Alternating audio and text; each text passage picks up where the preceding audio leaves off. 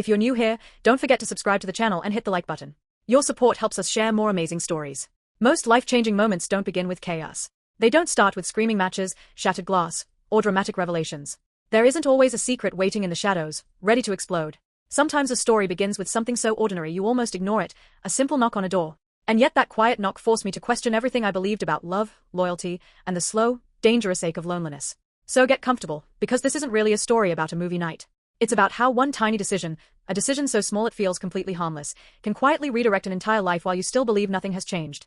I never imagined an ordinary evening could carry so much weight.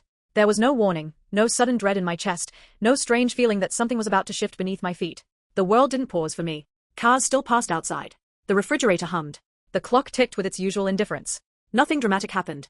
Nothing broke. Nothing screamed. The danger didn't crash through the window. It arrived gently and settled inside my heart before I even noticed it was there. My husband was away again that night. Work trips had become routine in our marriage, airports blending together, hotel rooms that all smelled the same, cities that never really felt like they belonged to him or to us. In the beginning, I used to beg him not to go. I'd stand by the door holding onto his sleeve just a second longer than necessary. Not enough to stop him, but enough to say, "I wish you'd stay." I'd joke about it sometimes, pretending I was being dramatic. But I wasn't joking when I told him the house felt different after he left. Too quiet. Too large. Empty in a way that silence alone couldn't explain. He always promised the same thing. Just a few more trips, just until things settle. It won't always be like this. Eventually, I stopped asking, not because it hurt less, but because pretending I was okay became easier than admitting I wasn't.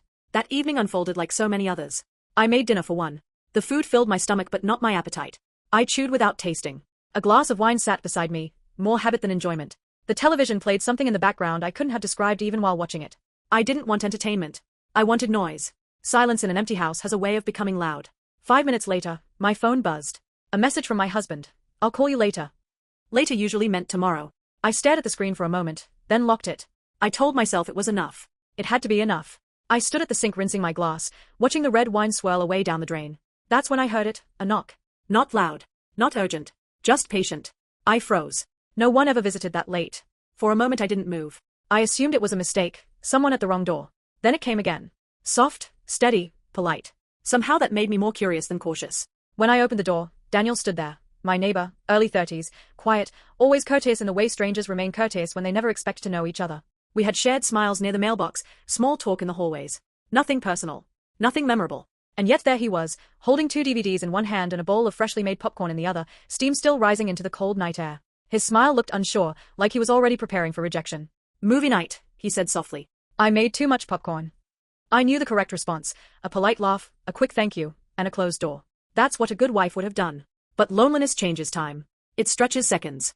It makes hesitation feel harmless. It makes bad decisions look innocent. And I hesitated just long enough, then stepped aside. He walked in comfortably. Not awkward, not intrusive, just comfortable.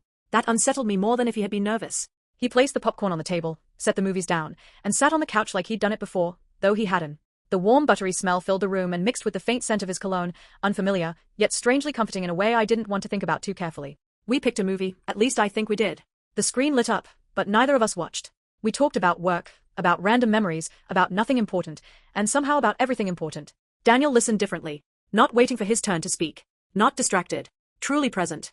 I didn't realize how long it had been since someone listened to me like that, not as a responsibility, but as if my thoughts actually mattered. I caught myself sharing things I hadn't said out loud in months. Not complaints, just truths. The quiet kind you don't know you've been carrying until someone gives you permission to put them down. At some point his arm rested along the back of the couch. Casual. Unintentional. Our shoulders brushed once, then again. I told myself it meant nothing, but the air in the room shifted, warmer, smaller. His knee touched mine briefly, then didn't move away. I shifted slightly. He shifted too. And without either of us acknowledging it, the distance disappeared. Our hands reached the popcorn bowl at the same time.